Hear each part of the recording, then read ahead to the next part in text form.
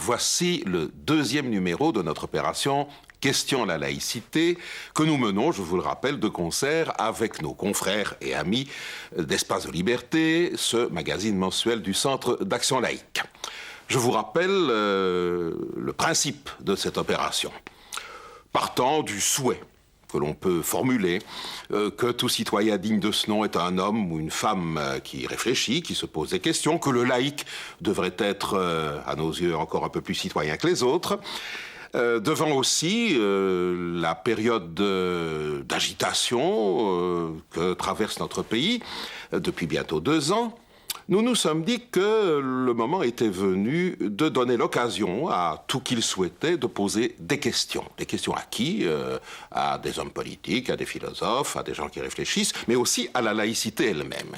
Ces questions, nous les avons recueillies, nous les avons classées en 3 thèmes. Nous vous avons présenté un certain nombre de réponses lors de notre première émission et nous savons que vous l'avez suivi avec intérêt, vous vous êtes manifesté et on vous en remercie. Le premier thème était, rappelez-vous, les institutions de notre pays, quelles sont-elles, comment fonctionnent-elles, peut-on leur faire confiance? Aujourd'hui, nous en arrivons peut-être plus au fond lui-même, au terrain même de notre société, dirais-je, c'est-à-dire ce régime des piliers, comme disent certains observateurs. De quoi s'agit-il? Eh bien, on vient au monde dans une famille et il semble que pour beaucoup d'entre nous, les chemins soient tout tracés au point de vue de l'enseignement que nous allons suivre, des soins médicaux auxquels nous allons éventuellement recourir, du syndicat auquel nous allons nous affilier, que sais-je encore, et tout cela sur des critères linguistiques bien entendu, mais aussi politiques, confessionnels, philosophiques, que sais-je encore. Est-ce que ce système est bon ou est-ce qu'il est pervers? On peut au moins se poser la question, c'est ce que nous allons faire. Et nous nous sommes dit aussi que cette période de turbulence que traverse notre société faisait que c'était peut-être le bon moment pour se poser ce type de questions. En général, quand un système est en crise, il est peut-être moins difficile de l'analyser. Oui, lorsqu'une société est en crise, elle offre évidemment un champ d'observation particulièrement intéressant pour penser, essayer de scruter la notion notamment de nation, lorsque cette nation est précisément, comme c'est le cas chez nous, en perdition. Je crois que les anthropologues et les historiens aujourd'hui sont d'accord pour dire que l'État-nation dans lequel nous vivons en Occident est une invention de la fin du XVIIIe et du XIXe siècle. C'est un produit direct ou indirect de la Révolution française et c'est donc toujours une communauté imaginée, si pas imaginaire, sur un fond historique plus ou moins bricolé pour que la société en question ait une charte de légitimité.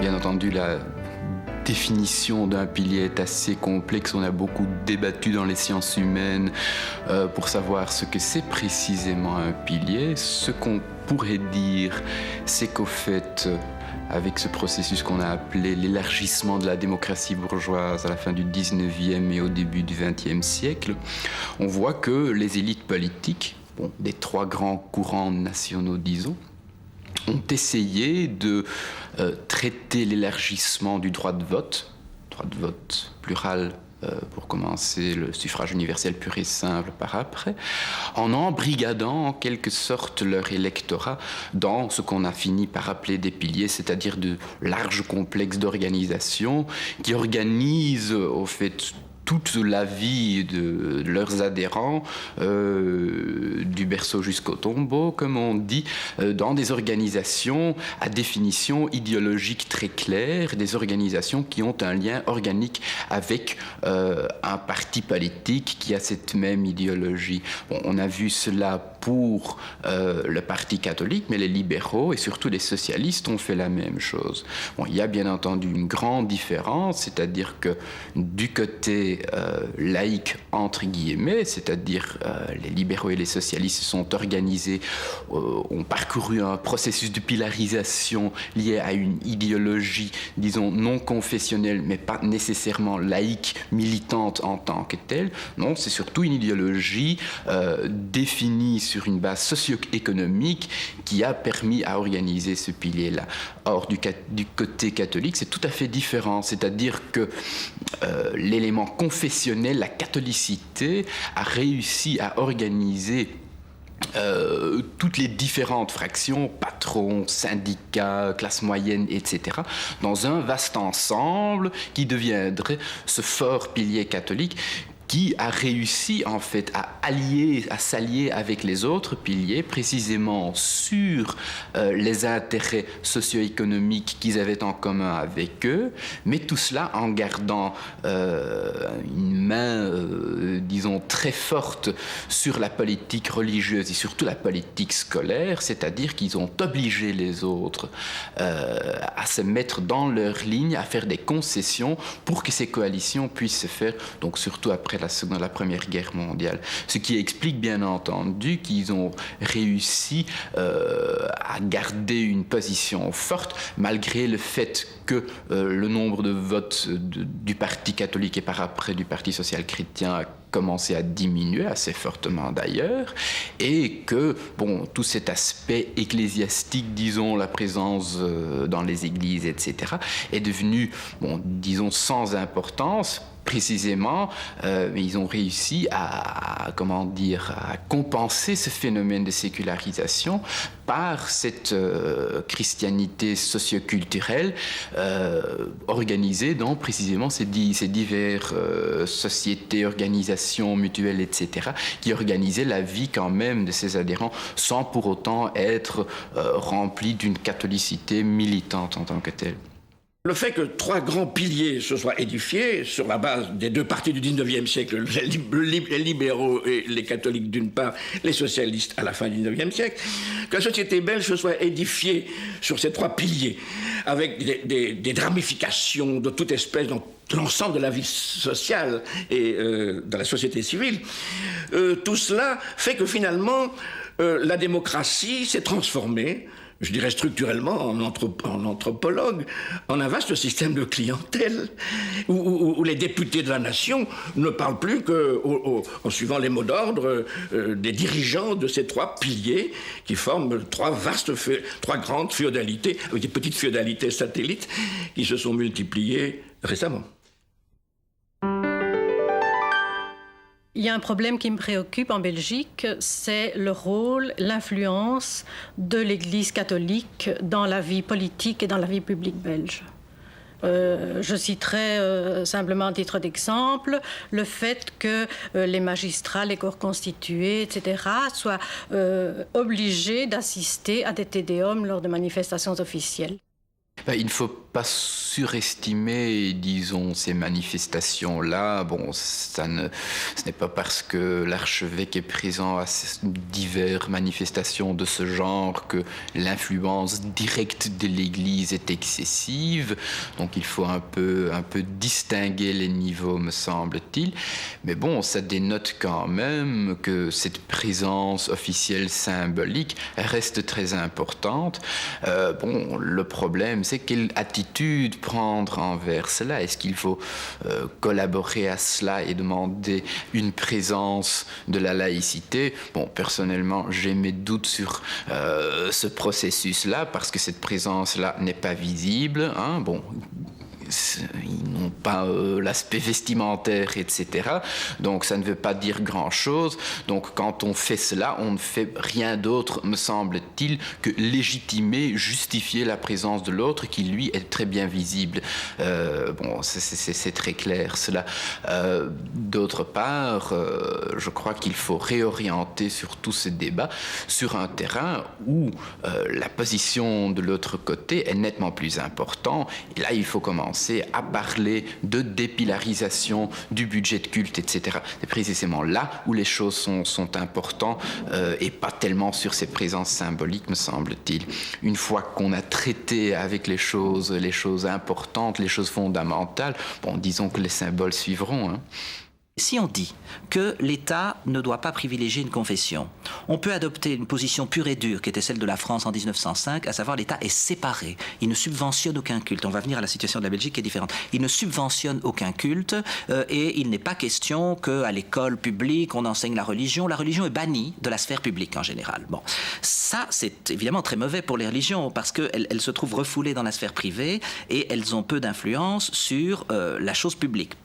Les catholiques et certains milieux protestants ou juifs peuvent avoir une interprétation différente en disant non, il est normal que la religion, que les religieux interviennent dans les grandes questions publiques, simplement ils ne doivent pas être les seuls, il faut qu'ils puissent s'entendre, il faut qu'ils puissent discuter, ce qui risque d'être dangereux pour tous ceux qui ne se reconnaissent pas dans une confession.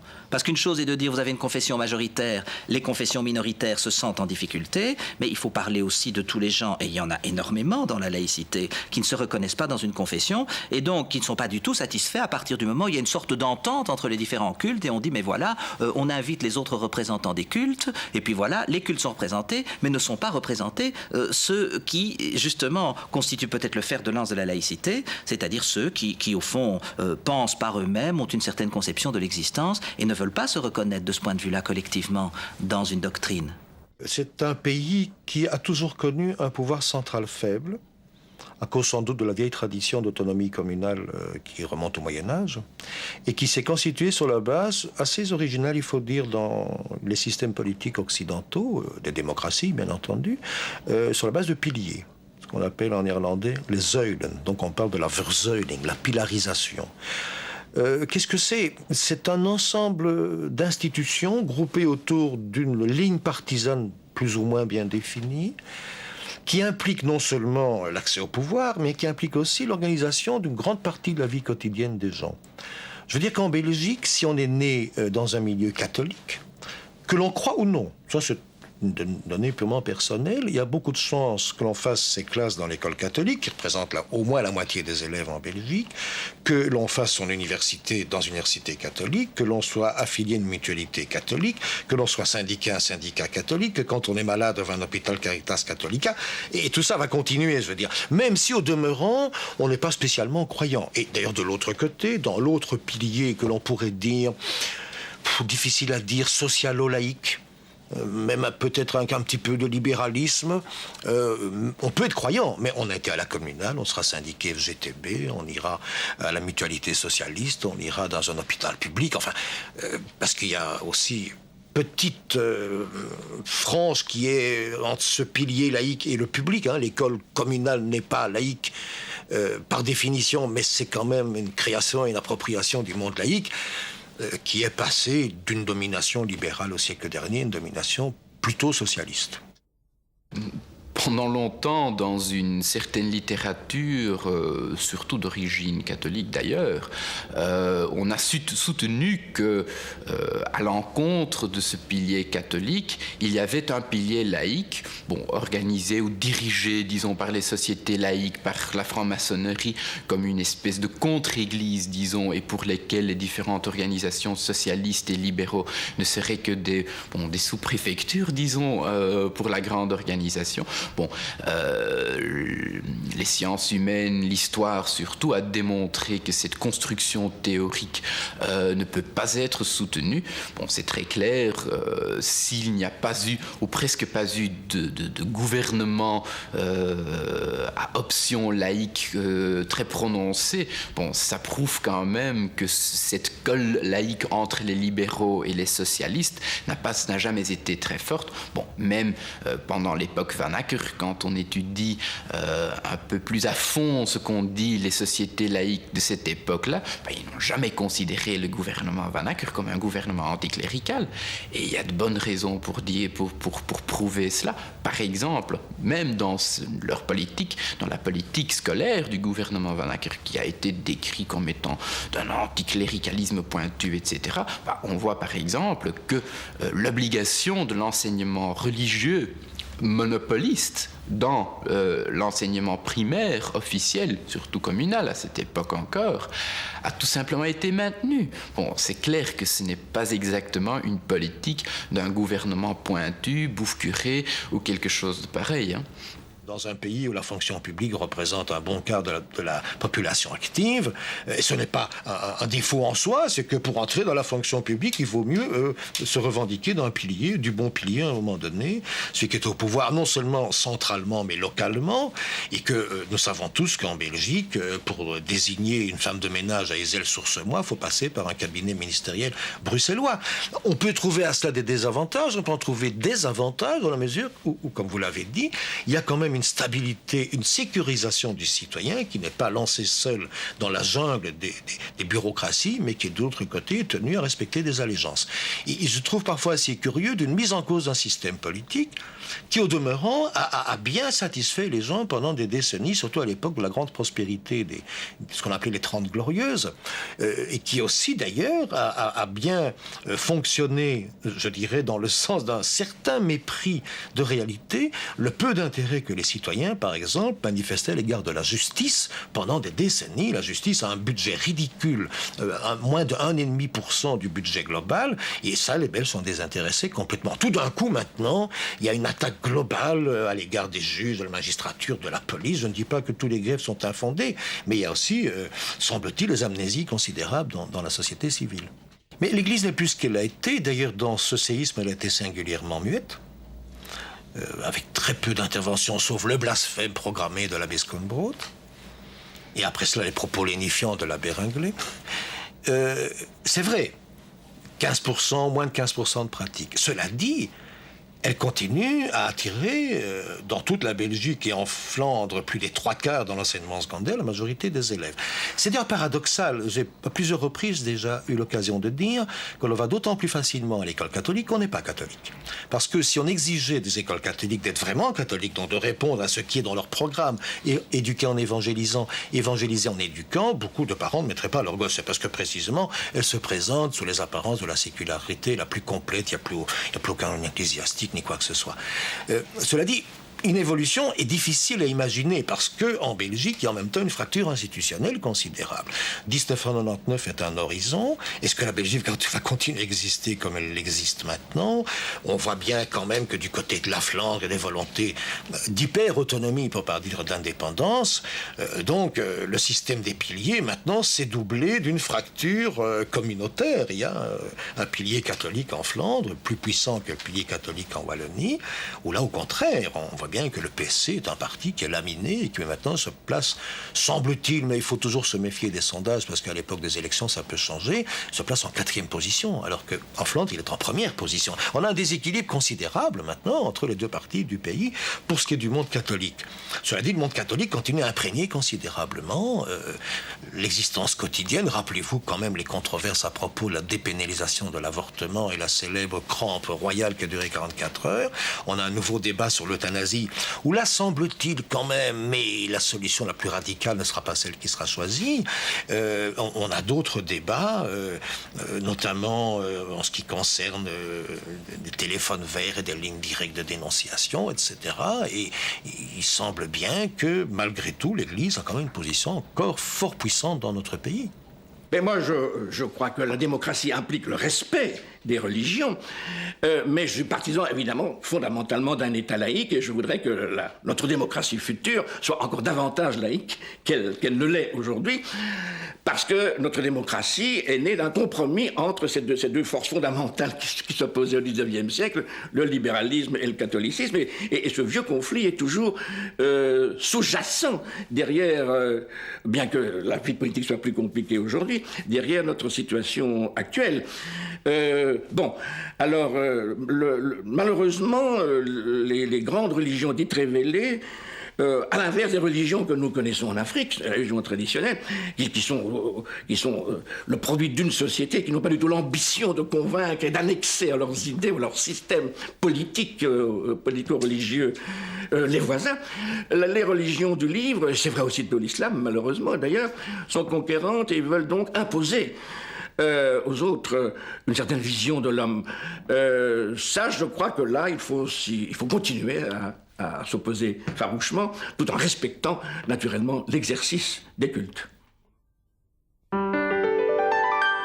Je me suis demandé pourquoi la laïcité se positionnait toujours par rapport à d'autres valeurs que les siennes, par exemple aux valeurs de l'Église, ou par rapport à des événements qui lui sont étrangers, mais pas par rapport à ses propres valeurs qui, à mon avis, ne sont pas assez mises en lumière et qui donc sont un peu floues dans le public.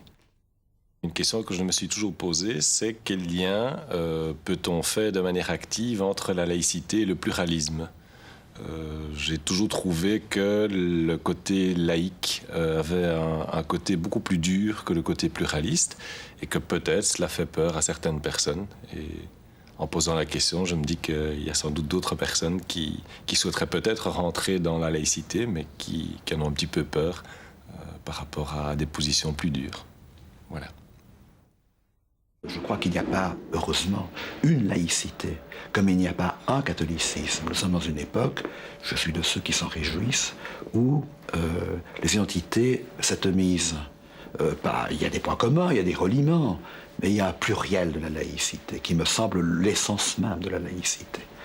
Et par conséquent, à côté de l'affirmation, il y a une vigilance contre des tentations intégristes qui peuvent être le fait des laïcs eux-mêmes et qui est parfois le fait encore d'une agresseur de l'Église qui ne représente plus, il faut quand même y insister, l'entièreté de la chrétienté, des catholiques, et qui parfois peuvent avoir des prises de position qui demandent un débat dans le respect mutuel de part et d'autre. Et donc, il ne s'agit pas de ne pas être engagé, de ne pas être attentif. Ça fait partie d'un débat de société. C'est un des débats entre l'Église et les laïcs, il y en a d'autres. C'est une question débattue. La différence est importante. À force de vouloir mettre les points communs, on oublie la différence. Et à force de vouloir mettre la différence, on oublie les points communs. Mais il faut faire ce pas de deux du différent qui rencontre l'autre dans une unanimité qui ne refuse pas la différence. C'est vrai que les revendications laïques étaient au départ négatives. La laïcité n'est pas née dans un vide où les gens auraient dit positivement « Voilà, nous voulons construire un État qui soit indépendant des confessions ». Ça s'est passé aux États-Unis parce que c'était tous des minoritaires, mais c'était négatif parce qu'ils avaient fui la persécution. Et quand les États-Unis ont été créés, ils ont d'emblée voulu faire un mur, c'est la wall theory, la théorie du mur entre les confessions et l'État, parce qu'ils avaient vécu la persécution. Et donc de façon très positive, ils ont voulu créer un État qui soit l'État de tous. Ça, c'est positif. Mais dans nos pays, en Belgique et en France, la laïcité s'est définie progressivement contre, donc négativement, la domination de l'Église catholique. Et je vous rappelle quand même qu'au XIXe siècle, l'Église catholique, à maints égards, a montré qu'elle n'était pas du tout acquise aux grandes libertés constitutionnelles, la liberté d'expression, la liberté de conscience. Donc ça a été un combat négatif. Alors aujourd'hui, je pense qu'on peut... Le combat est toujours négatif parce que si vous combattez contre quelque chose qui va à l'encontre de vos principes, c'est une attitude négative. La résistance est toujours une attitude négative. Mais je crois que la laïcité a des valeurs très positives. Définir un État qui doit représenter les intérêts de la collectivité, puisque nous avons des affaires collectives, nous devons vivre ensemble, en disant cet État ne peut pas imposer une confession particulière. Il a des tas d'exigences. Il doit s'occuper d'économie, il doit s'occuper de sécurité, etc., etc. Et il doit rendre compatible la vie des gens, c'est-à-dire qu'il doit protéger aussi les plus faibles qui pensent des choses qui gênent peut-être ce que les gens pensent dans la majorité. Ça, c'est une conception positive de la laïcité. Ça ne veut pas dire simplement un État de tout le Laos séparé des confessions, ça veut dire un État de tout le Laos, c'est-à-dire un État de tout le peuple, c'est-à-dire un grand combat pour la démocratisation au sens général du terme. Donc ça peut être défini comme un combat positif. Rappelez-vous, dans l'émission précédente, nous avons abordé la question importante et qui répondait à plusieurs interrogations formulées d'ailleurs, de la transmission de nos valeurs, de notre morale, pour autant que la laïcité en est une, à nos enfants, nos adolescents, à ceux qui vont nous succéder et qui plus tard nous remplaceront. La question est d'importance et nous allons y revenir, mais d'une manière un peu plus particulière, plus focalisée, dirais-je.